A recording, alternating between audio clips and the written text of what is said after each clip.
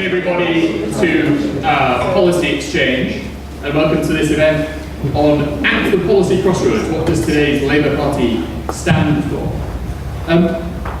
The process of policy renewal in the Labour Party is very exciting to us here at Policy Exchange. Miliband, when he became leader, said that policy was from now on a blank sheet of paper, which is of course music to our ears as policy wonks coming up with new ideas.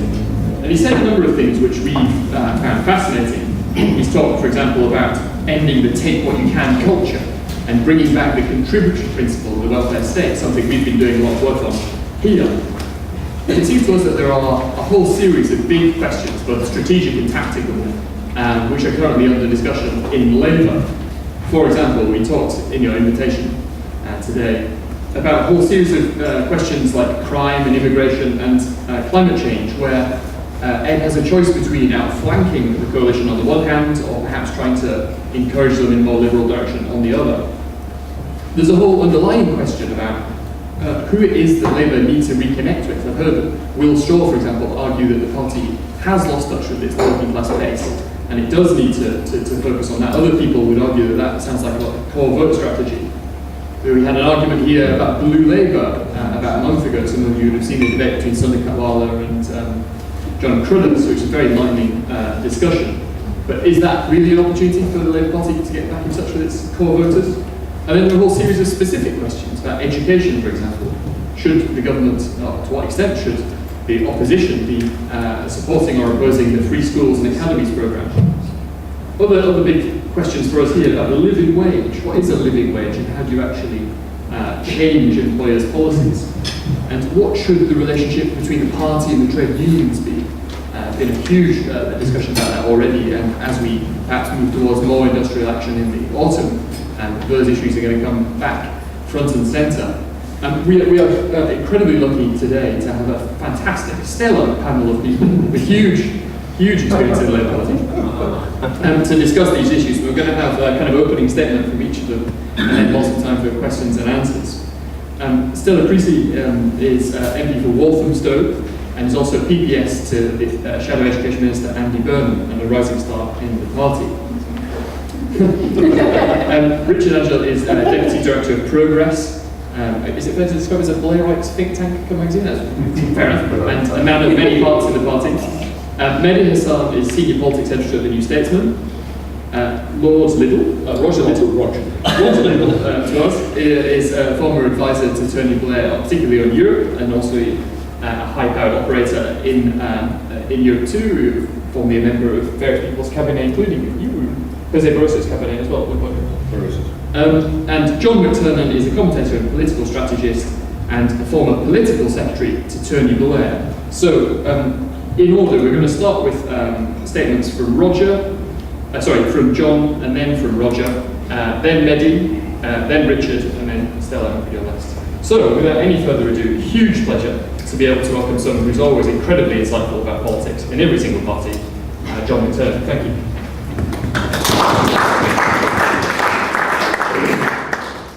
I just want to make an opening observation, then identify 3 pitfalls for Labour, 3 opportunities for Labour, and then 1 absolute necessity for the Labour Party. I think the first observation is that the discussion about Blue Labour is a complete cul-de-sac. People believe that Blue Labour is a route through for the Labour Party. They should go to Australia. That is actually existing Blue Labour. They are right-wing and conservative on social issues, and they're quite left-wing and solidaristic on union issues. And they're currently polling below the Labour Party in the UK, which is a hard thing to do in a 2-party system. So all of that stuff around Blue Labour, community organisation, that's nonsense too. If you want to see what community organisation gets you, it gets you a President Obama. I'd rather be having Hillary Clinton as president at the moment, actually. If a community organiser does not make a president, they make a community organiser. So, the pitfalls for the Labour Party. The pitfalls for the Labour Party are straightforward. There is no space in British politics to the left of the Labour Party. Why do we know that? We know that because the Liberal Democrats have tried the last 2 elections to go to the left of the Labour Party, and in 2010 and in 2005 they lost seats. There's no space in UK politics to the left. So anybody flirting with nonsense like the living wage should think again, That's not, if you want to bring in a living wage is a job-destroying wage. That's the beginning and end of it. There's no space in politics, practically there's no space actually electorally for it. Secondly, in the absence of having an economic analysis, the Labour Party will stay where it is, which is in opposition. Gordon Brown and Tony Blair came up with an economic rule. There's the rule on investment over the cycle, and there's the second economic rule that we would match the spending plans of the Tory party. And the third one was that there'd be no income tax increases. Now, Labour at the moment lacks a fundamental and understandable economic rule, and until Ed Ball says the Labour Party will match the Tory spending plans, or the Labour Party will equal the Tories' cuts, or the Labour Party will stick within, will eliminate the structural deficit over a period, or whatever it is, they've got to come up with a rule. Without an economic rule, without an economic analysis, nobody will listen to you, because the fundamental task of government is economic management. Thirdly, Labour Party cannot oppose everything. It's blindingly obvious they should welcome free schools, because they are simply Blairism, Adonicism taken to the next level. The most interesting thing about the current government is they only succeed where they do things the Labour Party would have done anyway. Where they fail is where they try to do things the Labour Party wouldn't have done. So opposing everything is the obvious place to go in opposition, and the danger is you become the patron saint of lost causes. Okay, what are the opportunities? There's an opportunity, a massive one in the National Health Service. The National Health Service is about to be destroyed. Not that it's been privatised, it's simply going to be worse. Andrew Lansley is the worst kind of minister, somebody who spent too much time in his portfolio. Came up with policies which were they were policies searching for a problem to solve. There was no problem to solve. What was wrong with the NHS before 2010? Nothing. Well, there were things wrong, but nothing that required the change that they're bringing in. On its own, it doesn't kill the coalition government. However, they can't blame it on spending cuts because they've said they're protecting this budget. So it must be their policies if it goes wrong. It has to go to competence, it's got to go to a broader theme, but that's the beginning of that. Secondly, English is a massive opportunity. For some reason, we've got a Tory party that don't want to be conservatives. They're out of touch with Middle England. The furore over the Forestry Commission privatisation was the start. The plan to concrete over the green fields of England is the second part of this. A huge opportunity there for Labour to go to occupy and represent middle-class outrage. And this will be a theme that they can develop. Will be there when child benefits are taken away from two-earner couples. You know, what is government going to do? They're going to punish people who do the right thing by their families. When both people go out to work, they'll lose their child benefit. What kind of message is that? And finally, moving on from that, the Labour Party should stand on some values issues. On welfare, what Ian Duncan Smith is simply a slightly smaller and slightly bolder Gordon Brown. If you listen to Ian Duncan Smith on welfare, he only believes in financial incentives, no moral incentives at all. There's a huge opportunity there for Labour to say, we actually think it's morally right for people to work, for their benefit. Labour should be proposing workfare. That's in line with our core vote, it's in line with middle class voters, it's in line with what this country believes in. And it exposes the fact that Ian Duncan Smith that's what the universal credit is about, he only believes in fiscal incentives, financial incentives, to get people back into work. There should be moral pressure too. There's also a broader area there about family policy, an opportunity for Labour, where the Tory solution to family breakdown is in a way the same as Labour's. Labour believes in spending money on it, under Gordon, and the Tories believe in tax breaks to solve family policy. There's actually a much more interesting space for family policy, and if Labour could come up with policies around that which are value-based about what it is to be a good parent, what it is to bring up children properly, there's a space there to occupy against on the middle ground. Finally, necessity. The Labour Party has to come to terms with its past. Currently, the Labour Party still remains obsessed with not its current leader, not even its previous leader, but the one before that, a man who's been out of politics for nearly for over 4 years. You describe people as Blairite think tanks. In one sense, there are no Blairites, but in another sense, we're all Blairites, because the only practical politics around are still the fundamentals of New Labour. Even Blue Labour is a response to New Labour. One of the issues that New Labour did, it defined itself as New Labour and defined what it wasn't, which was Old Labour. No one has yet come up with any compelling definition of Ed's project or the party's new project which defines itself against as well as for and leaning forward. And this issue is crystallised every time you get memoirs, I'm finishing on this point really, which is that somebody has to say at some point why Gordon Brown's allowed to take over the party and allowed to run the party, and it can't simply be the story that he was some kind of psychopathic maniac who bullied everybody out of the way and spent too much money and then ran away. There is a Labour record to defend. The Labour Party inherited the country in 1997 where only 32% of GDP was spent on public services. That was far too little, but that was the dominant norm. We raised it to 38, 39. Now, is 32% right or is 39% right? 39% is more humane. It gives a broader welfare state and reinvests in education and health. If we don't defend the record of what we achieved in the teeth of a Reagan-Thatcher consensus, a global conservative consensus, then we can't defend the record. If you can't defend the record, your record's defined for you. And at the moment, a number of myths are hardening, caricatures are hardening. So Labour does need to come to terms with its past and decide what it's going to keep and decide what it's going to reject. Maybe the time's come for a Truth and Reconciliation Commission in the Labour Party to actually account for what happened and then move on. Because Ed Balls and Ed Miliband and Andy Burnham, who say it's history, they're in danger of being regarded as muppets by the public because it's not history, because they were sitting in the cabinet when these things were happening. You can't sort of be in it and out, in it and of it, and not in it and of it. You either were a cabinet minister in the last Labour government or you weren't. So what is the account of what happened, what went wrong, and where we go forward? Because I've got an account of why Labour lost, and it's the right one. But other people have an account, and I'm very rarely here to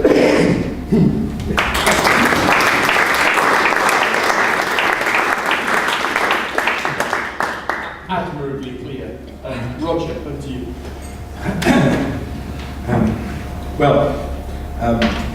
Following on from John, I once had a little bit of a reputation as a New Labour ideologist when I wrote The Blair Revolution with Peter Mandelson 15 years ago. So I thought what I'd do in my little contribution is set out what the sort of ideological principles were 15 years ago, and then think about how much we need to change in the light of experience and new circumstances. So, number one ideological principle was maintain macroeconomic discipline. And that was the logic of getting rid of boom and bust, making the Bank of England independent, always seeing the need to keep inflation down through having an independent central bank as the central goal of your stabilisation policy. Well, the financial crisis, the banking crisis in 2008 showed that that was inadequate. Simply controlling inflation wasn't sufficient. You need a new policy for financial stability, clearly, and we need to develop that. Secondly, trust the markets to deliver growth. Well, I think that's broadly right. No one's advocating a return to kind of 1970s interventionism. But we did get the importance of regulation wrong. We got the importance of regulation wrong, obviously in terms of financial services, but also in areas like energy, where actually the regulation was far too free market oriented and didn't encourage long-term investment. And I think, and if we are going to rebalance our economy and get more success in the tradable sector, then the kind of industrial policy activism that my friend Peter Mandelson was developing in his last 2 years in office has to be much more developed in the future. Third principle of New Labour was, I think, a belief in, Tony Crossland was the great sort of figure of my early life, so a belief that in tax and spend, Tony Crossland style, but within electoral constraints, so one didn't make the mistake of taxing so much that people lost confidence in you, and particularly voters in the middle started deserting you because you were squeezing their incomes. Well, I think this worked all right for quite a long time. The mistake Labour made, in my view, was not in spending too much. I reject that criticism of the Labour government, but it was in overestimating the sustainability of the tax revenues that we were getting, particularly in the second half of the last decade, And we certainly need a tax reform in Britain to have a more sustainable tax base. We also neglected the fact that pre-tax incomes were being squeezed for voters in the middle from the middle of the decade on. So our tax policies didn't take that adequately into account. Fourth principle, tackle inequality by primarily tackling poverty. Yes, we tackled poverty, but incomes at the top raced ahead. You can't just ignore incomes at the top. We have to find some way of dealing with that. Fifthly, that a job was the best route out of poverty. Agree with this. Agree with basically with what John said about workfare. But there was an alarming growth in the number of people who were in poverty and had a job, and we cannot tolerate that situation. We have to find a solution to it. Sixthly, invest in public services but reform them at the same time. My view is that our policies were broadly on the right lines, but we probably didn't do enough reform. But I'm not in favour of grand sort of competition type arrangements for health and education. I don't believe that they'll work. I don't believe that they adequately have a solution to the problem of failure. And I think that the main role of introducing more contestability into public services ought to be to tackle inequalities in public services, which I think the Labour government's Academy programme was designed to do and did very well. Seventhly, tough on crime, tough on the causes of crime. I thought this belief in community was one of the most attractive things about Blairism, but in terms of its delivery, I think that we were a bit captured by populism.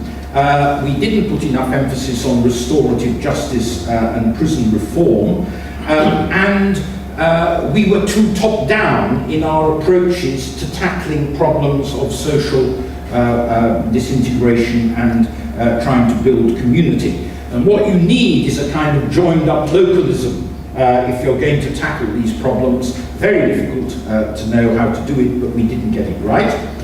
Eighthly, immigration, equality of treatment for people from all racial backgrounds, but within a firm framework of control. The problem we had was that the control completely broke down, and that this made the electorate lose confidence in our immigration policy.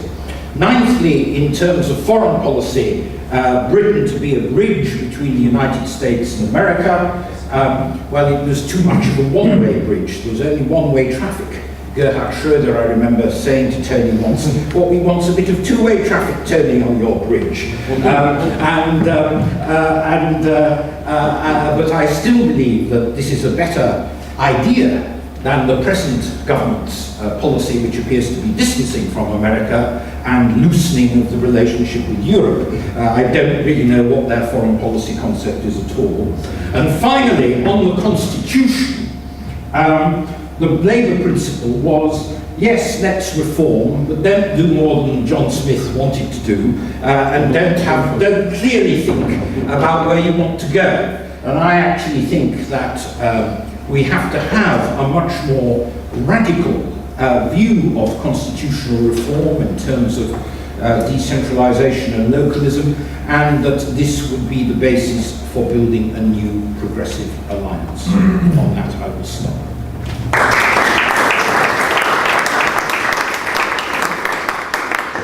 Thank you very much.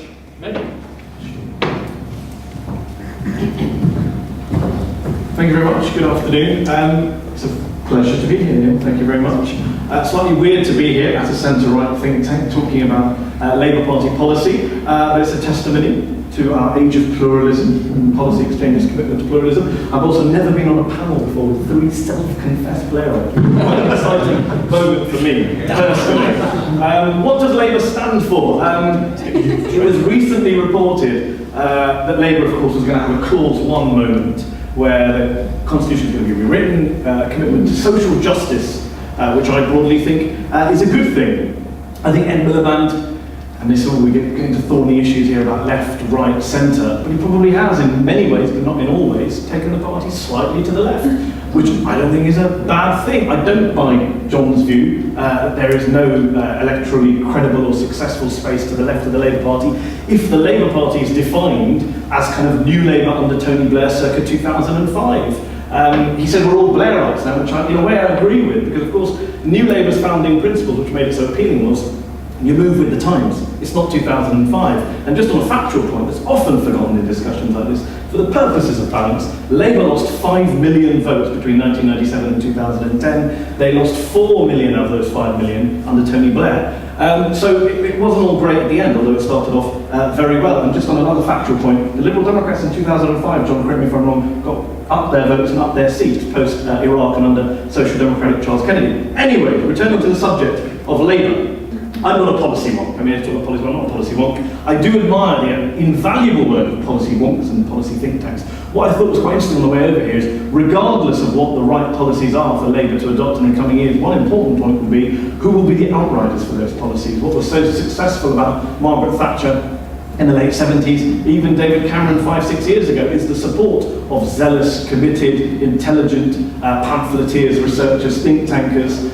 This think tank played a very crucial role and still does in Conservative Party thinking. Does Ed Miliband have that army of thinkers and activists and pamphleteers to push his agenda, whatever it is? I wonder. The second point I'd make is the blank sheet of paper that's often mocked by David Cameron, Prime Minister's questions, etc. I think that's a great thing. I think having a blank sheet of paper at this stage in your leadership is the obvious thing to do. It would have been mad for Ed Miliband, less than a year after being elected as Labour leader, less than 18 months after Labour suffered its second worst general election defeat since 1918, under a manifesto that he wrote. It would have been a bit mad for him to come back with a detailed, costed, long, elaborate list of policy options for what he's going to do. Cast your mind back to David Cameron.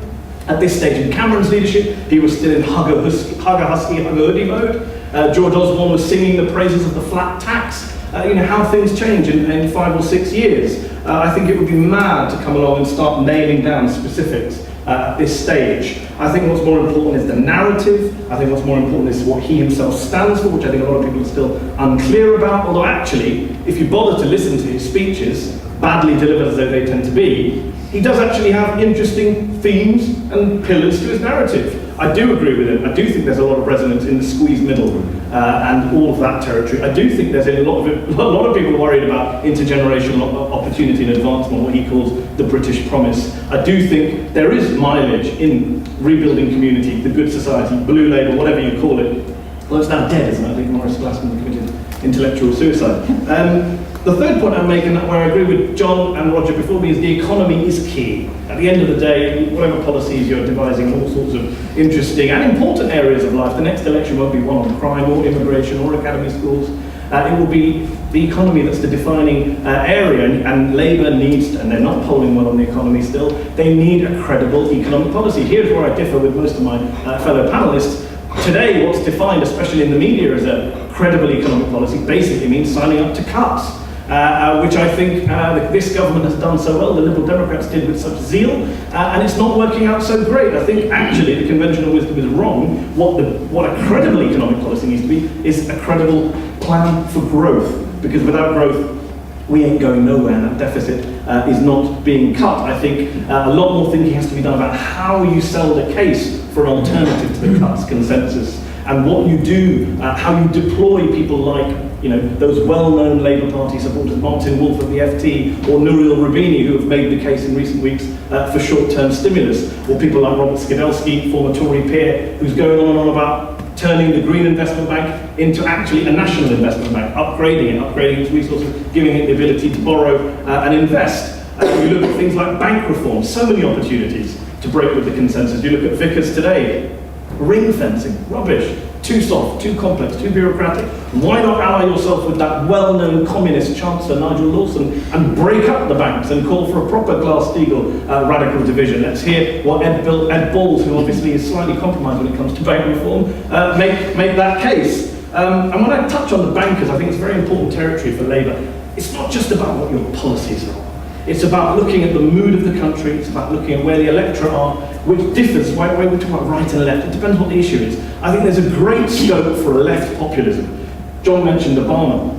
The biggest mistake Obama made, in my opinion, is he allowed all of the populist anger, he allowed all of the grievances to be served by the Tea Party, by the right, when there's a huge area and space for a left populism, which Ed Miliband could harness, which Labour could harness, in terms of a laser-like focus on policies, on the banks, on the utility companies, on the train operating companies. You want to talk about Middle Britain, these are the areas that Middle Britain is concerned about. This is what the little guy wants, if Labour wants to return to being the party of the little guy. And I agree with John, there is a danger of that kind of slightly aloof professorial community organising approach when actually you need a ball breaker like Hillary Clinton to make the left populist case. Actually, the Clintons were very good at populism.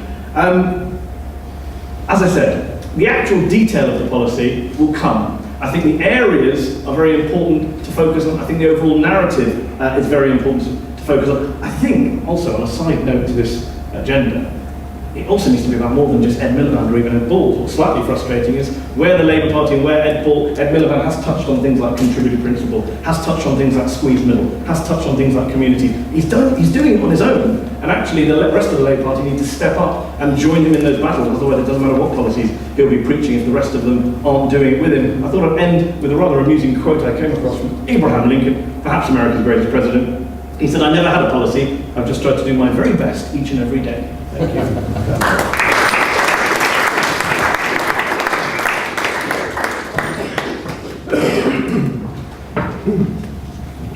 Thank you. I'm going to try and do three things. Firstly, reframe the question slightly. Secondly, do a kind of critique of Blue Labour and what I think it's got to offer.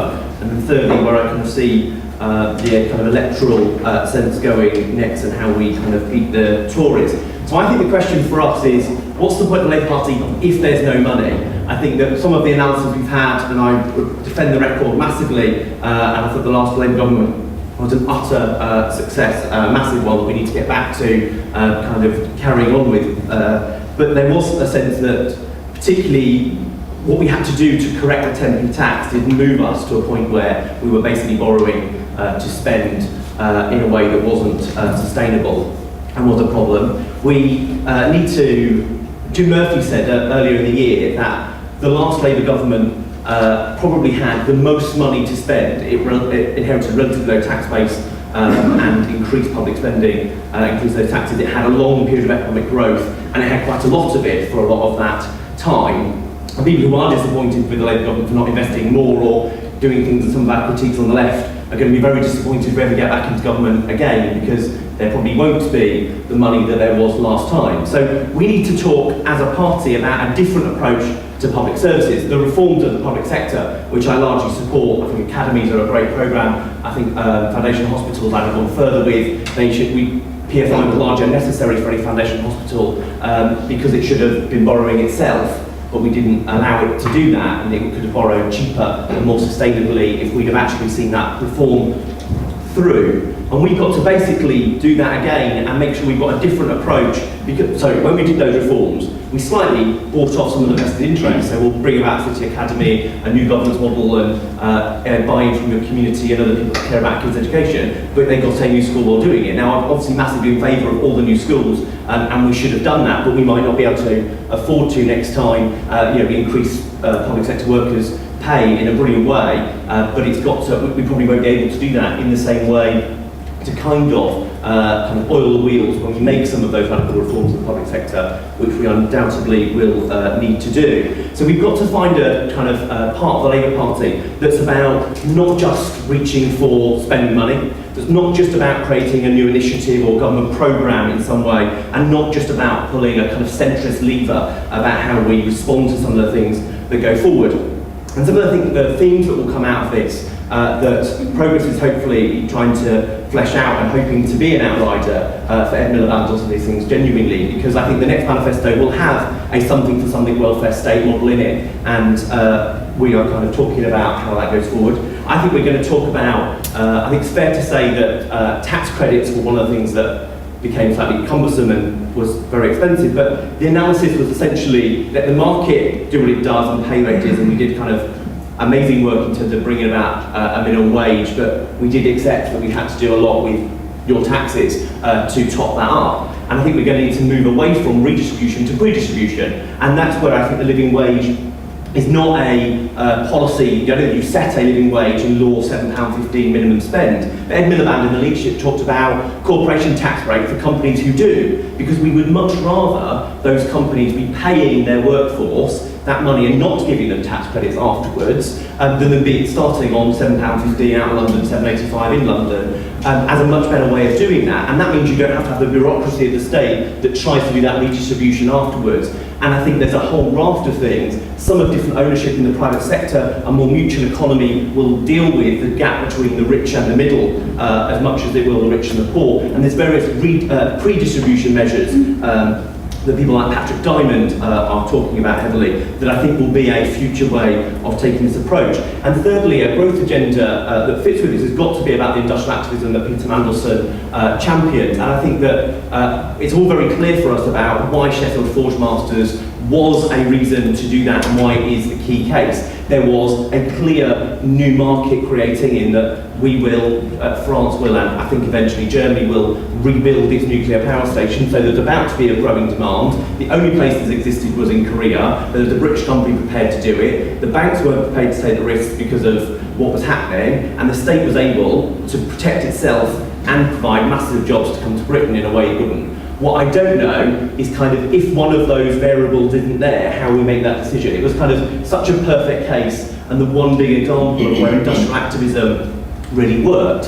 I think we've got, hopefully people like Roger and other thinkers in the party will kind of work this out, is when do we do that scale of intervention in a way that doesn't look like we're just kind of backing winners of quite a popular again. So I think I've made that point. We need to try and win back without just promising to spend more money.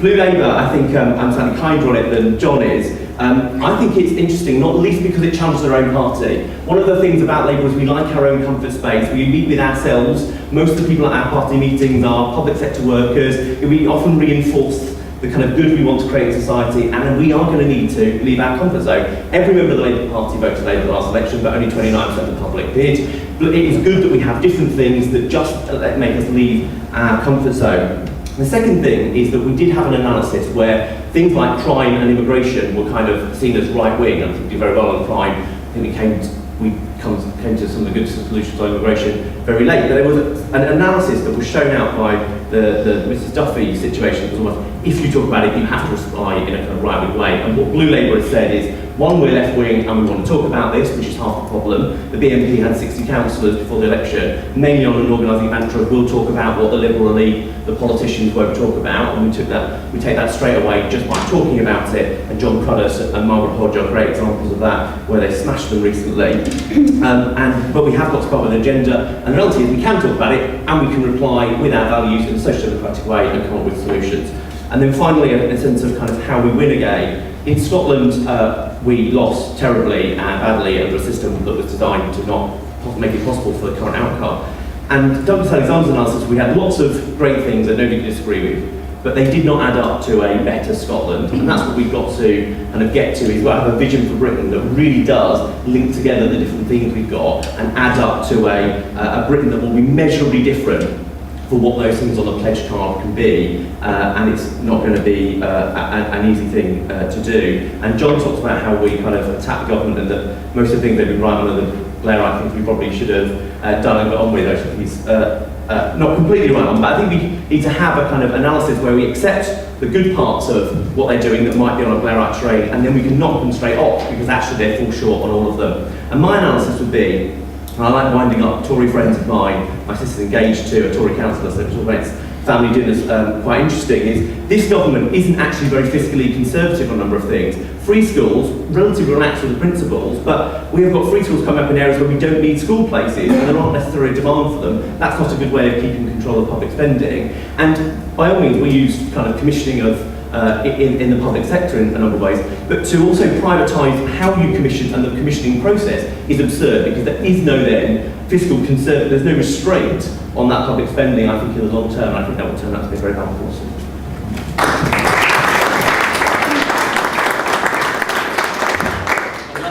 Absolutely not least, Stella. you, Neil. Like the others, it's lovely to be here. There's a saying in politics that you can tell the importance of a speaker by how long it takes to organise them to come and take part in an event. So were you to have Tony Blair, who's clearly the elephant in the room here, and something to say it would take a couple of years to organise. Gordon Brown, maybe 6 months or so.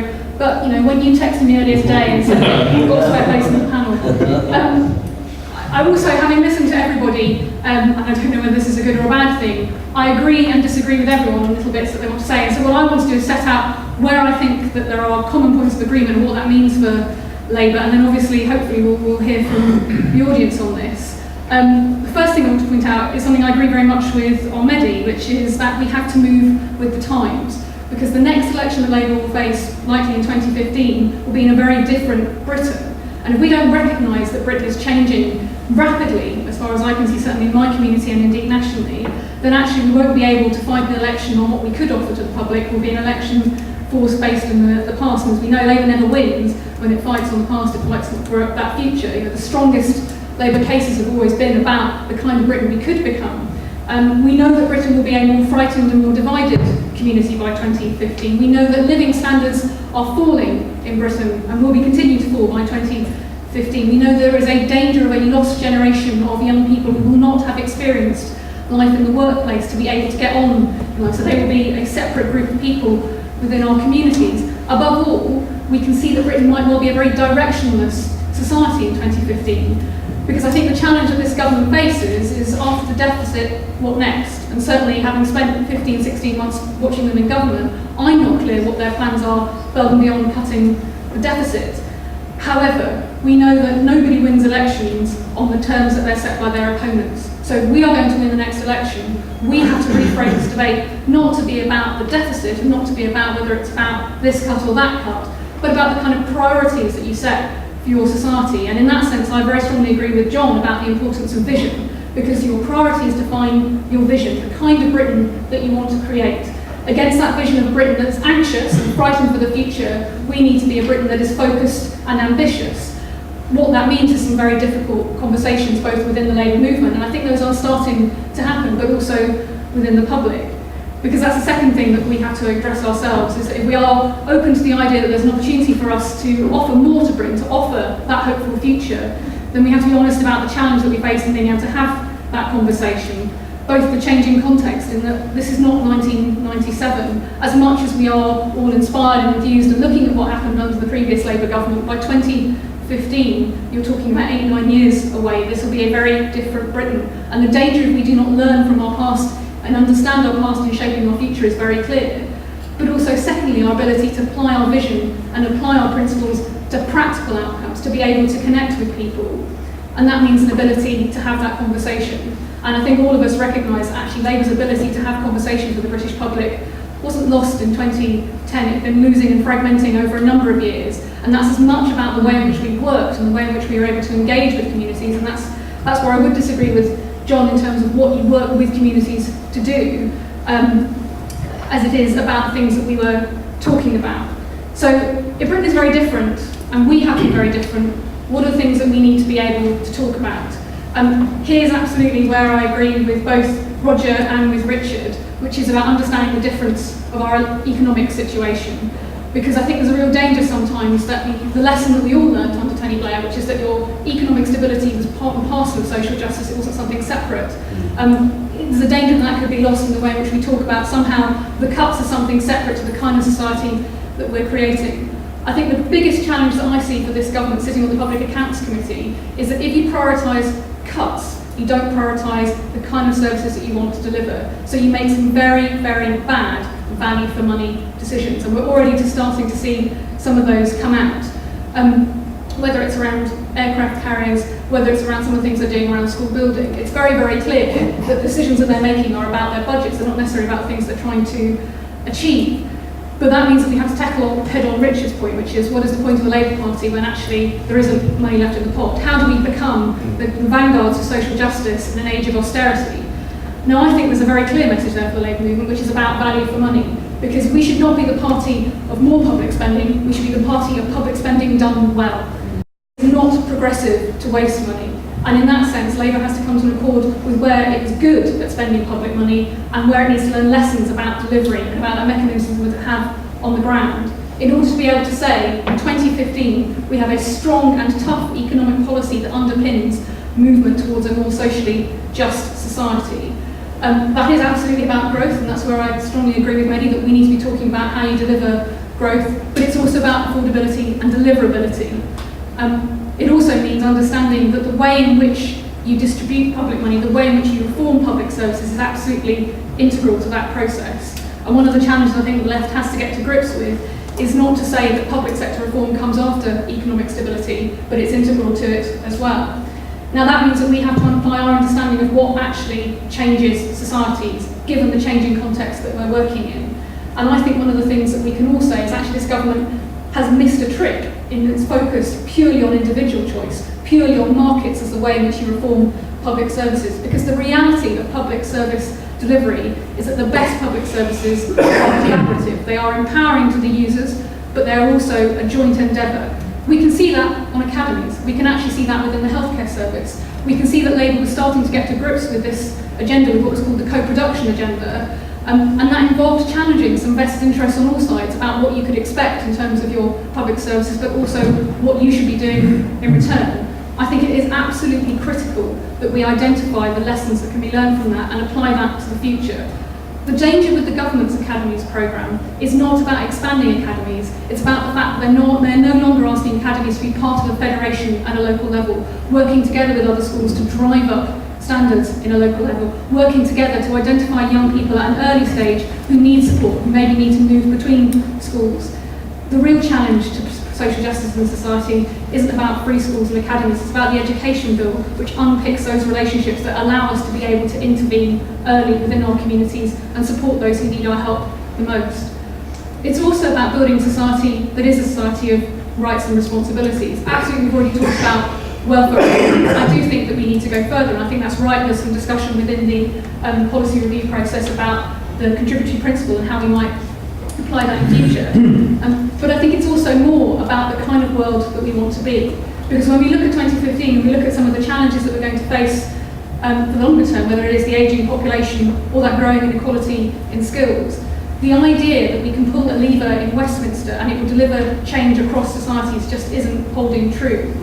Localism is a progressive agenda. Localism is where the Labour Party was built. It was built from grassroots movements, bottom up, organisations like co-ops and trade unions working with local people to affect change in their communities, recognising they need those relationships at a national level as well to affect change. We need to restore that, because the danger that we end up with a consumer approach to public services and a consumer approach to our society means that we do not capture that contribution that people can make. Now that is not about elected police commissioners. That is not about a culture of being able to go and shout at somebody. Believe me, I have plenty of those surgeries. It is about the responsibilities and the requests that we make of each other in building that society. Tony Blair understood that when he talked about a rights and responsibility community. We didn't deliver that in terms of what we wanted people to be part of in their local communities. Those vested interests live within local government as well as within national government, and we need to be brave enough to say, actually, the devolution of power, not just to a local level, but to communities, both individually and collectively, is the purpose of the Labour Party in the modern world. Because when we are looking at an age of austerity, when we do not have money to spare, every penny must be well spent and everybody must be part of that conversation about the kind of society, the kind of services that we need. Now, I think that the Labour Party actually has the potential to have a very exciting conversation about that society, about the kind of services, and therefore the kind of economy and the kind of world that we're trying to be part of. I don't share perhaps John's pessimism, shall we say, that too many people are looking in the wrong direction, but I do recognise there is an honest challenge that in so much as our ability to talk to each other is perhaps a starting point with 27 policy reviews, and again, here, so I'd agree with Mehdi that it can't be a job for the leadership alone. It can't be the only conversation that we have, and it can't be the only source of information and ideas that we have. So I welcome today, I'll be quite interested in your views on what I've set out, but I think above all else, the idea that we don't have a job of work to do simply has to be dispelled, because absolutely the idea, even that Britain in 2015 that I painted, one that is frightened and anxious and fearful and looking at a lost generation, will somehow return to Labour, just isn't the case. And frankly, I don't fight elections to fight on the basis that I'm not part of a Conservative government. I want to fight for that socially just future, because that's the kind of world that I want to bring up my kids in, that I want my neighbours' kids to be brought up in, and the kind of Britain I want to be proud of.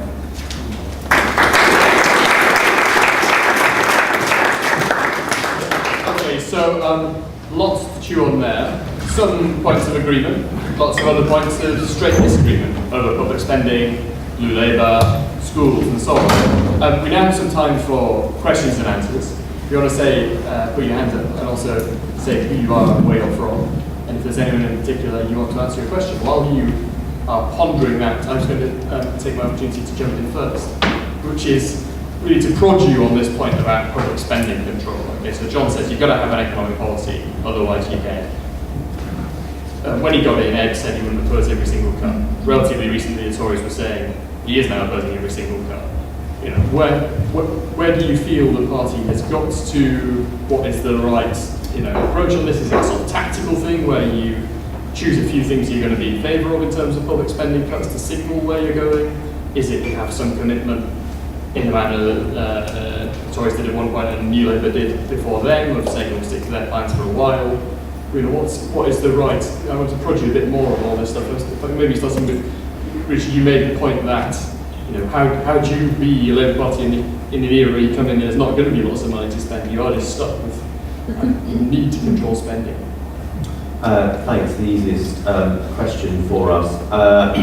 Well, I think it's about being honest about where some of those problems started. I think we have to talk about some of that post-temporary tax thing and what that meant for our public spending. I think we have to do some symbolic things that show what our priorities are and therefore what they aren't, and that will have to be important. And any suggestions on that? Well, I think, for example, we built 100 new hospitals last time. We're not going to need or want to do that in the same way again. But there is a creaking situation of the care sector, which is the real squeeze on the squeeze middle in so many ways. It's the thing that threatens most kind of women's emancipation if it ends up that they take a kind of caring responsibility. Again, that it might end up being a massive step back in our society if we don't deal with this care problem. And that might be a different way of where we can move some of our public spending in a way that would achieve the outcomes we need to. It's also a way of making the case again for the state and how we do it. I don't think anybody believes we can come up with a kind of a national care service or a care service that will work without a kind of... You're saying moving the money from out of...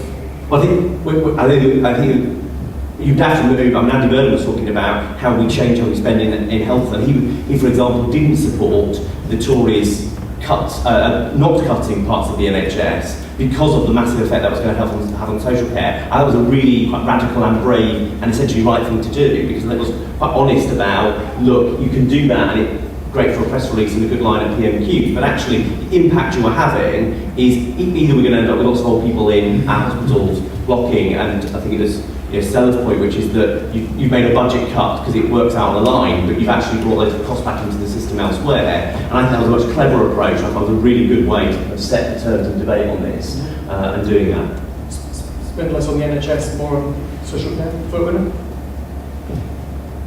The obvious thing that we should do is drive competition harder into the National Health Service and allow it to close hospitals. The biggest problem that this government has set itself is by committing itself not to close hospitals, it will not be able to take £20 billion out of the health service and efficiencies over the next 4 years. So that's the first thing we have to say, is hospitals must close. Secondly, we should privatise Network Rail.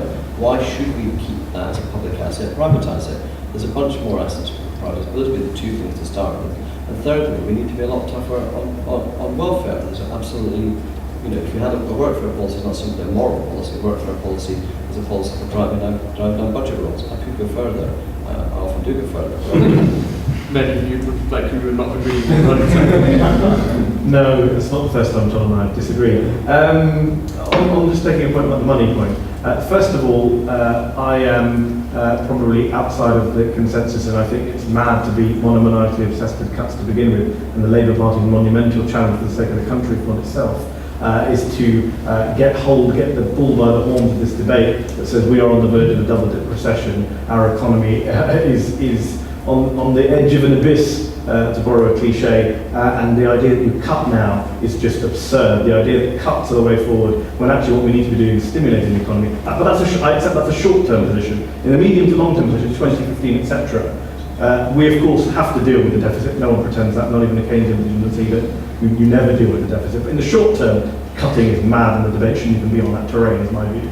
In the medium to long term, one thing is another elephant in the room aside from Tony Blair, and Roger touched on it, but it's taxation. I mean, we talk about public spending, not more public spending, doing it better. Also, funding it. I mean, one of the problems, again, that Roger alluded to is Labour spent a lot of money, but didn't always match it with the right revenue-raising techniques, which is one of the reasons for the structural deficit that no one denies there was. And there are a lot of things you can do on the taxation front, a lot of imaginative things that they should be thinking about, a lot of obvious things which are both popular and easy. I mean, it was Tony Blair and New Labour that brought the windfall tax on the utilities. It wasn't kind of Michael Foot that did that. There's a huge case for looking at the utility companies again. John talks about Network Rail. I mean, we subsidise the train network to the cost of £3 billion a year. 70% of the public would like to renationalise the railways. So, I mean, you want to talk about money and spending, there's a lot of different things you can do quite imaginatively. Roger. I think tax has to be part of the Yeah, issue. should Labour be making a case for higher tax? No, because I think that with the squeeze on real incomes being the worst it's been in the post-war period, it's just completely unrealistic. That doesn't rule out a tax reform, but the point I wanted to make was a slightly different one on the overall approach. I mean, Ed Balls is going to be proved right in the short term. Tactically, he's going to be right, that the cuts were too far and too fast in a fragile global situation, which is what he already said. What Labour has to do, however, is develop a policy for the medium term, which is convincing and credible. And that will mean adoption of some kind of debt rule. And I would like us to go into the next election with a more credible policy on reducing public debt than the Conservative Party, because the Conservatives will have failed in their objectives to reduce debt, because their plan is already being derailed. Labour should be the party with the really tough line on debt. Now, how do you, I think that involves accepting that quite a lot of the cuts in current spending that have been implemented will have to stick. And there isn't any other way around that. What Labour should prioritise as a plan is growth-enhancing spending, which is going to raise our potential growth rate.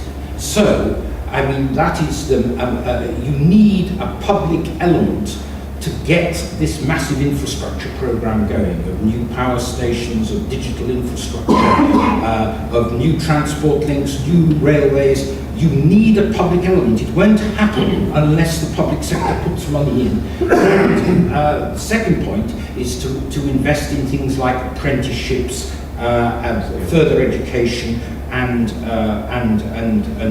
education right in the early years, because that's what pays very high dividends later in life. I think it's a very interesting point. It's about trying to rebalance spending to make it more stimulatory.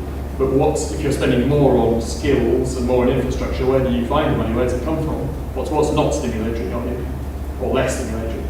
Well, I think you have to face up to some tough issues about health. I think that health and social care are very, very difficult issues, and I think that we do have to look again. This is a controversial issue. This is my own view. It's no one else's. But every aspect of the welfare state is a contribution from the individual, from society, and we have to look at the balance between the family and society. Once again, I think the contributory principle has to come back into social security. I think there's a number of things, isn't there? First of all, how do we get that fiscal toughness back? I think that the Office of Budget Responsibility is a key to progressive politics, because it allows us to be clear about the money that we have coming in. I think we need to match it, and I would say this as a member of the Public Accounts Committee, with that understanding of whether we're then able to deliver. So what does that mean in 2015? I think it means that we need to be setting out a very clear framework for how we would deliver fiscal stability, which would include the stuff that Roger's talking about a rule on debt, but also about saying, if we haven't got the money to pay for it and we're sure that we're going to get it, we can't do it. And that does mean that there will be some difficult choices. Now, how do you incentivise reform within that framework? Because actually it's reform that will generate the receipts that allow us to do the kind of creative thinking around public services that will meet the needs of the 21st century. Good example of this is exactly around the debates around social care. We're having a parallel debate around pension reform, and yet we're talking about the same category of our society, the same groups of people within our society for whom we need to be able to plan better. Labour was very good about arguing the case for wrapping around services around early years. That logic about saying, actually, let's look at the individual and look at how we can work with them, look at some core entitlements for them, but then see where are we joining up services, where are we actually making sure we get that maximum investment. We haven't followed that process through. How do you incentivise public services to do that? I think that's partly through Save to Invest budgets, so that you say, this is going to be your budget, and you've got the Office of Budget Responsibility checking you to make sure that you're spending the money that you can and no more, and you've got the Public Accounts Committee and the NAO looking at to make sure you're delivering on this. But if you are able to reorganise yourselves, and we'll give you that flexibility to be able to do that, to save money, then you can reinvest that. And the more that you work with other government departments, the more that you do join services up, the more likely you are to be able to identify those kind of investments. I think we also got to recognise that our ability to be as flexible as we want to be is being hampered precisely because this government hasn't done that kind of thinking. We are already spending more on welfare than we wanted to because they don't have a plan for jobs and growth, so you've got more people out of work and therefore that is more expensive. Bringing that down, you've got less ability to do some of this stuff. I mean, that's why the Future Jobs Fund was absolutely the right thing to do. It's why it's not a good value for money decision, which again is now coming out. But whether we are able to bring those things in the future will absolutely depend, and you would expect me to say this as a politician, on 2015 on the level of unemployment that we're facing, because it could be huge. I mean, we're already looking at 1 million young people across the country. Do the maths in terms of the waste of money that is to have them out of work rather than getting the skills, getting the training, getting ahead, and therefore being able to pay taxes. Another great example of this, if we could get the majority of parents into work, then actually that would pay for universal childcare. But that way of thinking doesn't come when you're just looking at budget cuts year on year. It's a long-term way of thinking. And we have to be ruthless about why it matters to be tough on the way in which we spend money in order to be that radical and that progressive as a result. Very good. Having had time to mull, I'm sure there are all manner of questions. It's one of the very fun ones. There's a mic coming through. Jeremy Thomas, interested spectator. Look, taking note of what everyone has said, we've heard a great deal of what Labour people think they would like to do and why they believe that is important. The question I'd like to ask, and I must say this is particularly prompted by what Stella said about devolution to communities and individuals, and presumably with wider use of the cooperative principle. How do Labour people today view this? How, in the light of the experience of the last government, do they see the state as an autonomous actor? How far do they believe that its options might be shaped and foreclosed by the existing distribution of power and resources? And what implications do they believe that that would have for future Labour policy? Who wants to go first one? There was a sort of sceptical note about the whole new Labour thing from John at the start, and I don't know if that includes the whole cooperative agenda. Were you just volunteer? Yeah, listen, the lesson from Blue Labour, which I think absolutely is quite an interesting one, is about relationship politics and their approach to understanding the role of people's social networks, the communities they live in, how important that is to the ambitions and the aspirations that they hold. The challenge I have with Blue Labour is that their particular vision about the kinds of communities and the kinds of relationships that matter, as opposed to that principle. I said New Labour, not Blue Labour. No, I know. So I'm afraid you've picked my specialist subject, which is the thing about how do you then build relationships at a local level? Because if your only mechanism for empowering people is a personal budget, which I absolutely think is part of the process of empowerment, but it's not in itself enough. Movements like the cooperative movement, I think, have some very interesting ways of working to show how you can move that debate forward about working with those who work in public sectors about working with people who use public services, both as individuals and in a collective fashion. I think the challenge for all of us is to not throw the baby out with the bathwater, because if we're honest, some of the ways in which New Labour wasn't able to work with communities was because we took quite a managerial approach to what was community, how it would be expressed, and therefore what the outcomes were. Robert Putnam has a lot to answer for as far as I'm concerned. But actually there is a fundamental grain of truth there that we understand best in the Labour movement, that where you want people to work together, you can get results that you couldn't get if they try to do things on their own. The challenge of this government is that the big society absolutely fails to understand that principle, because the big society doesn't look at the role that the government could play as part of that relationship. How can you ask people to be responsible and to contribute if you don't contribute yourself? The challenge for the left is to understand that sometimes we're better at working for people rather than with people. But we understand that when you work with people and we tackle, as I say, those vested interests that kind of say, well, hang on a minute, this is my job alone, we'll get better results. I have much more confidence in our ability to build those relationships than I do with David Cameron to understand that saying to people in my community in Walthamstow where we had riots, well, you're a sick community, we're not going to do anything for you, you can sort it all out yourselves, is not going to get us half as far as saying, hang on a minute, how can we work with you to achieve the kind of society you want to be? Sure. I think it was a problem that bedeviled the previous Labour government, that it had not even an unarticulated theory of the state. It had no theory of the state and no theory of management. I think that's a failing. It's not clear to me that the current government have a theory of the state. They've got noblesse oblige. It's no clearer to me they have a sense of how to use the state. The state should be, in one sense, Stella's right. We do need to have a far greater devolution of power to individuals. People misunderstand the New Labour trajectory, I think, sometimes, which is that the targets we introduced were, in one sense, targets brought in were a proxy for patient choice and for parent choice, pupil choice. Choice is a large part of the localism agenda. I was about to disagree with Richard. I think free schools should be where free schools want to be, because a sort of a state is centralised. You can't have a free school there because we don't need places there. Free schools are deeply centralised. Is to deny. Free schools are a challenge to the existing providers, and the experience of the Labour Party is that, the Labour Party government, is that when you put a new entrant into a service, it not only raised the quality by delivering higher quality, it raised the quality of the people around. So I do think a greater openness to localism. Localism is not progressive. Localism is what local people want it to be. And let's understand local people aren't always progressive. And let's understand that being progressive may not actually be the right thing to be in certain times and places either.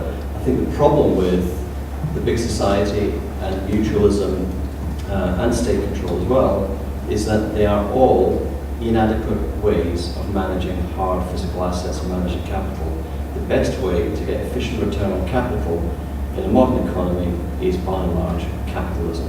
Alienated assets happen under community organisations, they happen under corporate organisations, they happen under state organisations, and that's one of the things that when we pay lip service to the cooperative, it is taken, the co-op's a classic example of an organisation. It's actually not a bad organisation now, but the number of assets and the amount of money that's been destroyed, the value that's been destroyed in the cooperative movement over the last 150 years to get to the point where the co-op is now a competitive retailer is extraordinary. No public limited company would have been allowed to do that, and that's assets that have been destroyed. I think there's a really important thing here about what is the appropriate form of organisation at the appropriate level. And obviously for people like ourselves, for the Labour Party, in the end, the state is an engine for social justice, and that means, in many ways, the most lasting contribution the Labour government has made to the UK is the new rights introduced in disability, in the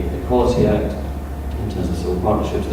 The lasting change, the embedding of new rights. So we're probably better at embedding new rights than the Labour government's record on race equality, on women's equality, on equal pay has shown that we're better on embedding those rights and allowing them to be used by people than we are in actually redistributing through our own state actions, or we are in delivering any measure of what we might call equality. So it may well be the state should be the driver of fundamental rights and a framework for equality, and then within localism, let local people decide what they want. John, isn't one of the problems with your analysis is that the Department for Education is now the biggest LEA, and that was part of what their analysis about kind of breaking some of these away from LEAs was about, and that is part of the problem. I think it speaks to your question, which is we shouldn't be dogmatic about state or about mutuals or some of those things. We should be about it being more. One of the things I think we will have to do when we get back in is that some of the people who are running academies are like LEAs themselves. They're running 20 of them, and there are, you speak to some of those companies, and if you give them a site X big, they've already decided what shape the school is, how many forms it's got, and what's happening, and there's a kind of model that's imposed, and actually we want that entrepreneurial state back about how they approach them, because some of the dynamism that brought in good heads to be heads of academies is slipping away, and that will be something we eventually will have to relook at. The same with mutuals. We can't be dogmatic about them. Mutuals have got a lot to offer. There's been co-op conference this week, not very far away from here. But this is where I think the Tories have got some of their analysis wrong. They've fundamentally gone for worker co-ops. So they like the idea of teachers running schools, and their NHS reform is about doctors having more power over the NHS. I think the more successful co-ops are user co-ops. The reason the co-op stores, etc. A lot of their staff don't. I mean, one of the problems is they don't understand their values and stuff, but they're not in their own co-op, which is what everyone kind of understands the model to be, but it is a user co-op that is actually more responsive to some of the things that Stella's been talking about in terms of debt and how it operates as a bank, and I think that's where we've kind of got to go. And I think what we did with PCTs, right or wrong, good or bad, we can't have a policy essentially to bring them back and nobody really know where they are or vote for them, but was trying to be a tripartite relationship between the user, the society, normally represented by councillors or community people in some way, and then the producer, and that's probably the right balance. We've definitely moved one way under the NHS reforms to being about the producer, and we've got to make sure that the state is fundamentally focused on the user, and that we do down the kind of the invested interest in the state, so it is able to take a fresh approach, be the solution to the problems that are there, and be more entrepreneurial. We are coming towards the end, so it's time for we're going to take 2 questions here. There's a gentleman here, I'll take 3. Gentleman in the picture, gentleman in the white shirt, and then you sir here. Hi, I'm Andrew Lynn from Fisherman Hedges, but I'm also a Labour Party member, so I'm probably more wearing that hat when I ask this question. Quickly want to take issue with John's comment right at the start, that actually we should be tapping into middle class outrage and that there's some kind of electoral avenue there. And you mentioned specifically the point about the fact that this idea that the government wants to concrete over the countryside.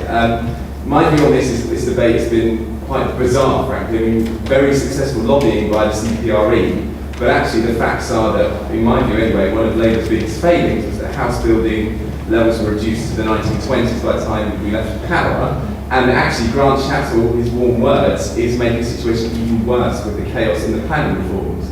So my question is, and I may have misunderstood your point, is that actually I think Labour should be bold, it should be standing up to the Daily Express and the Daily Mail and saying actually we need home building, and the reason we need home building is because we want people to be able to own their own properties, and the more that you go on about supporting, saying that we're concreting over the countryside and that's a bad thing, the more you play into their hands. So hold that thought, there's a gentleman there behind you. Hi there, my name's Matthew, I work for a large children's charity, I'm also a Labour member. I just want to offer up a couple of cuts actually, since no one wants to do that.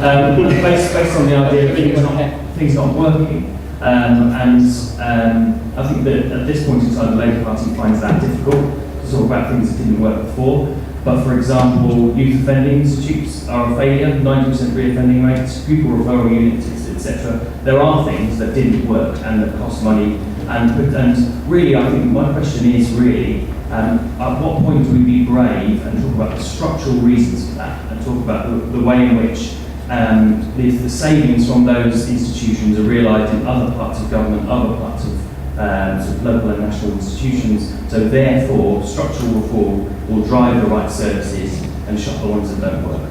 Okay, another very good question, and then there's one last one, the second row here.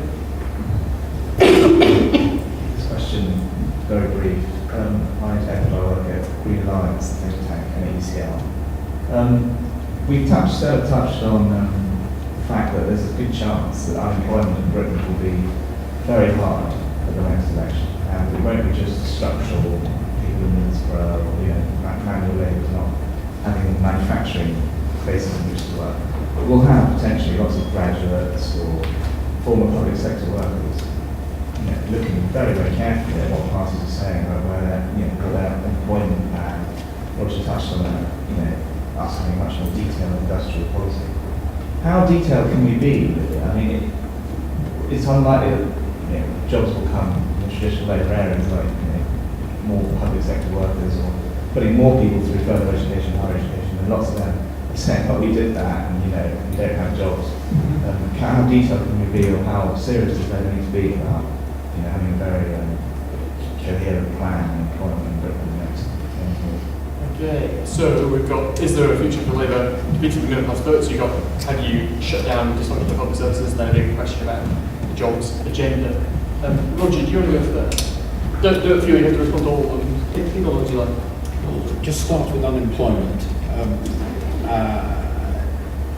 I think this is going to be a very major issue, and I think you're going to get a return to the kind of approaches that were applied in the 70s and 80s of trying to get particularly young unemployed people engaged in community programs, and the argument will be made that these are largely self-financing in terms of getting people off the dole. I think that's fine as a palliative, but I think the issue of how you offer the British promise, to use this Ed Miliband word, to the 50% of kids who aren't going to university is a very, very serious question. And I think that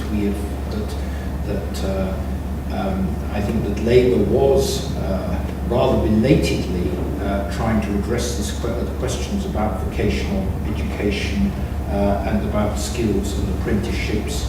I think we probably didn't give those as much priority as we should have had. But I didn't see that agenda being followed through by the present government, who seem to be, Michael Gove seems to me to be obsessed with a rather old-fashioned view of what people should be taught at school, and I think a lot of the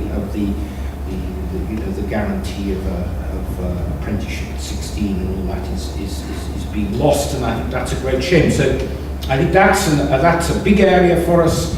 On planning, I'm quite sympathetic to the Council for the Preservation of Rural England, and I don't think that is the reason why we haven't built enough houses to rent in this country.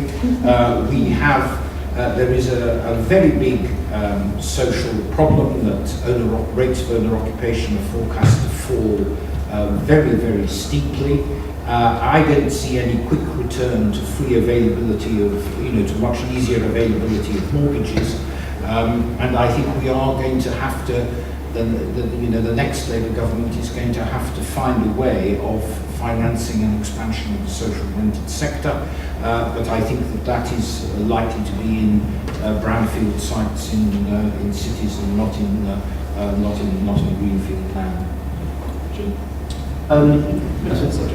The two things I suppose I wanted to pick up on, I think you're right about being bold and having kind of a new and radical agenda. I think some of these things about forest and stuff are about just throwing grenades to kind of destabilise government sometimes on their own terms. That's really helpful. We don't have circumstances and various things where, Mary Cray has been absolutely brilliant at getting a number of issues where just kind of gets them the choice of skin on their own issues, and that's good, and it's very helpful, it's very good at this kind of turn of Parliament, but it's not kind of how you win. And I think it is about being bold and having that vision for Britain as we go forward.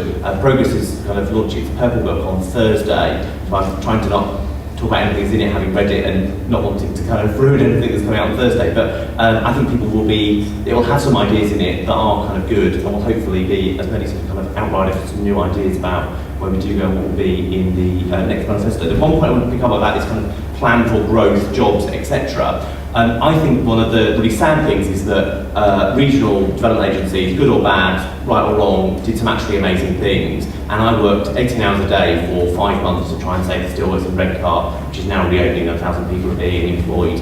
And that would have closed 3 months before, it would have been mothballed 3 months before it was, without an RDA. We wouldn't have been able to bring in a buyer the way that we did if that hadn't been there, and it has been lost, and nobody has shed a tear in the North East. Nobody's really noticed it's gone, but it is a real loss. And I think that LEPs aren't necessarily a bad thing, but I think they don't work and they don't have the involvement of their communities. They should either be mutualised, or my actual preference is that the revival of jobs and growth will come for our cities, and what we need is city region mayors who are the head of probably are their police commissioner rather than an extra role, head up their council or a conglomerate of smaller councils in that city region, but lead genuinely their LEP and have a real part of their accountability mechanism is about how they are an advocate for bringing in jobs and growth. And one of the things that I think Ken Livingstone did incredibly well was what the kind of Ken embassies in China, etc., that were deeply unpopular and were used as a kind of mockery of his leadership, was absolutely where our economy is growing. And this government wants an export-led recovery, but doesn't seem to want to be friendly with America or have any relationship with anyone in Europe. It doesn't know what that means to go and do that, and I think Ken was the nearest to that. And if we have mayors standing up for our cities, what Britain can create, what the skills in Britain can build, I think that would be part of that solution, and that's got to be one of our ways of marrying what Stella said about localism with an economic future that's fair for all of Britain in a kind of more distributed way. I think there's a common fear that I have, and I think from some of the questions that you're asking, is that there's a danger potentially that because you're in opposition, you don't do the heavy intellectual lifting that says, how do we become a credible government? As far as I'm concerned, we might be out of office, but we're not out of power, and actually we are able to change what this government is doing, and that should give us a test to say, well, actually, what would we then do if we were back in power? That can't be a vision that's kind of stopped the world we want to get off.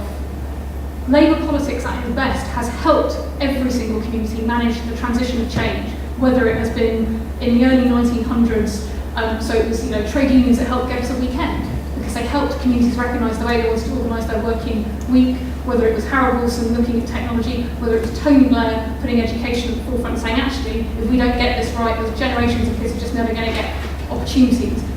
We didn't shy away from difficult choices, we embraced them and we helped the public come with us. And indeed, one of the things that you could argue is the point when we stopped thinking about how do we help the public manage those changes is the point at which we started that disconnection process I was talking about earlier. That means that it has to be about more than just house building. It's about the kind of communities, the kind of localities that we want to create and what happens there. I'll give you a really good example of this because I've got a great local campaign at the moment, which is about the Walthamstow dog track, which a housing association wants to turn into flats. And we as a local community have found somebody who wants to buy back the track and build housing and pay the London living wage, don't tell John, and turn it into a cooperatively owned dog track. It's about... They leave their own yogurt. I promise you, if I can get them to source locally the food for the track. John, they'll privatise the yogurt, don't we? Yeah. But what that is a hugely ambitious plan for our local community that has 25 people chasing every single job vacancy in Walthamstow. We need jobs like never before. But it's not saying that we have to go back, it's saying, well, what else do we need? Because we do need housing, but we also need jobs. It's about thinking about what that future plan might be. Labour at its best has always embraced change and made sure that it's progressive and it's for the benefit of the whole community. That it has said, actually markets aren't enough, they can't deliver everything we want to do. We have to work together, but if we work together we can challenge some of these things. Matthew is absolutely right, and this goes back to my point about how do we incentivise reform in a way that makes sense, not just through personal connections with it, but through collective conversation, because it's too precious to waste resources within our public sector, especially when we know that we are not going to be moving into a period when there are huge tax receipts coming in. However, Mehdi wants to cut the cake or change that. We're not actually going to get to the levels of investment that we were at, so we have to work smarter at what resources we do have. We have to be able to have those conversations and say, why didn't this work? What could we be doing better? Because above all, it's the vulnerable people in our societies who are damaged when we don't apply that test to ourselves and say, actually, what do we do well? What do we need to change? And they're the people most at risk in a world that is changing so quickly. Final point for you, sir, is absolutely about jobs, but it's about what kind of jobs, what kind of society we want to be, what kind of industries we want to be. We're not going to be where we were in the 1900s. So let's look at where we could be in the 21st century. Labour, again, at its best, has those conversations and plans accordingly, because it then is able to give people the confidence to be part of that process and part of that solution. We're at our worst when we get frightened and we don't have confidence in our own ability to do that. And I think that's the challenge that we face now. We can either spend our time trying to tackle the government and some of the things they're doing, or we can also set out that alternative and that vision, not just for 2015, but for 2020, 2025, because it is going to be a long-term process. I have confidence that we have that capacity as a movement. I just think it's got to be that everyone's got to be part of it. So we've all got to have the confidence and the discipline to have those kind of conversations. Can I just pick up on very quickly on the earlier point that we were discussing before, those questions about free schools. I find it amusing that Britain is now, and some members of the Labour Party now, really into free schools at a time when, if you saw yesterday's Observer, for example, the Swedish public and the Swedish government are starting to question, at least at the very minimum, what's happened with free schools in Sweden, where the rise of free schools has coincided with Sweden falling down the OECD education table. So I think that would be a strange avenue to go down right now. I think on the issue of the questions raised in the audience, housing, I think, is very, very important. I think, there was a brief period in the wake of the Labour leadership contest where everyone in Labour was talking about housing. That seems to have receded, unfortunately. I know Ed Balls talked about bringing back the banker's bonus tax and using some of that money to fund house building. I think we need to have much more conversation about that. Immigration is not something we've really talked about today, apart from saying Labour failed on it. One of the key ways of dealing with the immigration issue is to deal with the shortage in housing, to neutralise that issue somewhat. There was a real failure on housing there. Everyone on whatever side of the spectrum you're on agrees on that. In terms of cuts, yes, Labour does need to lay out what cuts it's going to do, but as I said earlier, not right now. Now is not the time for a cuts debate, but in the long term, yes. And I would throw in, for example, PFI, where you've had a Conservative government come in. How embarrassing that the Tory party had to remind the Labour Party that the PFI, in a lot of cases, not all cases, but in a lot of cases, was a huge waste of money, which added billions of pounds to the national debt. Coming back to the last question here on jobs, it is the key of this Parliament, I think, both on moral, political, economic terms. Rising unemployment, mass unemployment, and let's not forget Labour doesn't always win off the back of just high unemployment. But it's not going to be an automatic vote winner, but it is going to be a real issue in terms of what you do to tackle it. We talked about stimulus earlier, Roger's talked about investment and skills. I think that's why you have to get off the cuts territory and onto the jobs agenda and make it the be-all and end-all of your party in this Parliament. Barack Obama has very belatedly, 3 years in, recognised this and come along with his jobs bill to pass now. And I think Labour, I think one of the key intellectual, ideological and policy challenges for Ed Miliband and Labour Party over the next few years will be how, in this globalised economy, off the back of the worst financial crisis in living memory, do you create jobs, and not only create jobs, but jobs that pay well. The majority of children in this country live in households where one or both parents are in work. Welfare reform on its own is not going to do the job. John, you get the first word, you get the last one too. I think we should be honest about failure. There should be a big list, sure start, lots of misplaced hope and spending and under-analysis of what actually was achieved, connections, we could go through a list of them, but there is a need to be absolutely clear about where spending failure was. In terms of jobs are Tony Blair now would be saying, well, I've got three priorities, jobs and jobs. There's no a jobs plan. It's critical. I agree with Mehdi. It's on one hand late for Obama's do it, but there's something for us to think about. What you'd be saying about jobs, how you make a campaign around jobs. Is a potential for a space where we can reach into the regions. As Richard was saying, wouldn't want to see the RDAs recreated. They were just monsters, crazy. On little evidence base and much political ambition. But we do need, we can reach out to the region, we can reach out to business, we can reach out to the unions, a space where a big pitfall for the Labour Party over the next few years is going to be the actions of unions that could alienate Labour from the mainstream, being seen to be aligned with the selfish vested interests of the unions. Finding a space where unions and the Labour Party can work together on something that's a constructive forward agenda rather than defending the past would be important. And I think one of the issues, the core of it, is there is a revival of manufacturing going on. Speak to MPs from Yorkshire and the West Midlands. The floating of the pound, the devaluation of the pound is feeding through to manufacturing. But what are the blockages that are appearing? Some are skilled. We have to work with business, and I agree on the city region mayor analysis. I think we should do need more political leaders outside London. But I do think we need to be careful that the biggest jobs engine of the last 15, 20 years has been the City of London, and this government's about to make an appalling error in attacking the consequence of what the government's going to do on banks is likely to be, one, the end of free banking, so fair enough, no free bank accounts, and two, we're going to strangle the one successful service industry, globally successful service industry this country has. Why on earth we want to actually do that? There are other routes. There are other routes to prevent toxic financial instruments. If your problem is toxic financial instruments being invented, have a process for preventing toxic financial instruments being allowed onto the marketplace.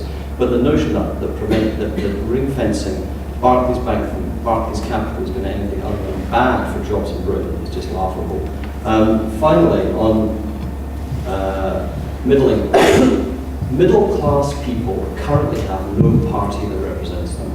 The Liberal Democrats don't represent any class interest. The Tory party have declared war on the middle classes in their kind of this Maoism that they adopted in Steve Milton's Maoism of perpetual, constant revolution hurts most the middle classes. To say that, well, Labour may have had failings in the planning and housing field. Labour would say to an area, you're having this number of houses. It took away the conflict about how many houses you're going to have, and it gave certainty. At the moment, what Middle England has is total uncertainty. Where the house is going to be built, and how many are going to come. Well, if you don't have a structure plan, it's clear from the, if you don't have a structure plan, you're going to get as many houses as the developer wants.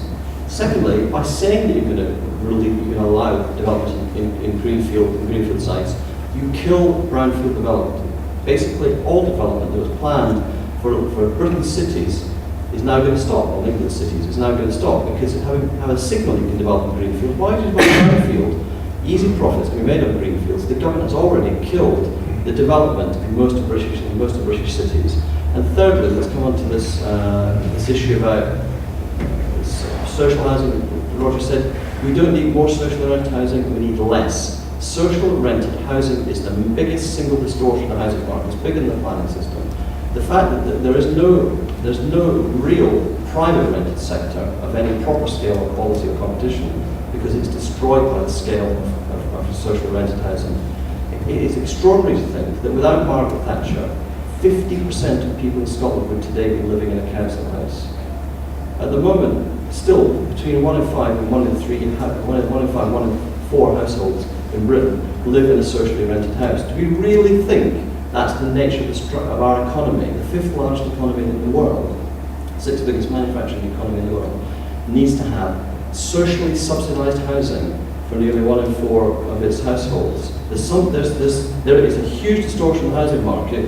It will undoubtedly not be addressed by this government or by a future Labour government. But it is the thing which forces the false choice between renting that destroys the private rental market, between renting and owning property. The other thing is that one thing which I do think the government aren't addressing is if we want to be like continental, just have a bigger rented sector like Germany, say, we should have a planned release of housing. Germany releases regularly large tracts of housing into the market for development.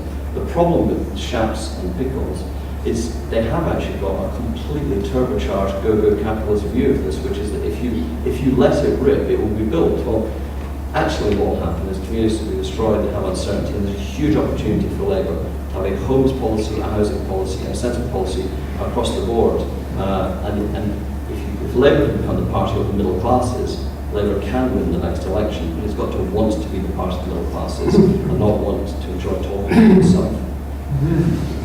Amanda, we've covered a huge amount of ground today. We talked about housing, planning, jobs, growth, wealth, and everything. All these things are things that are very interesting to us at Policy Exchange. If you haven't looked on our website, do have a quiz. All these things we're talking about. Brilliant questions from the audience today, and brilliant contributions from our panelists, and it only really remains for us to thank you very much. Cheers.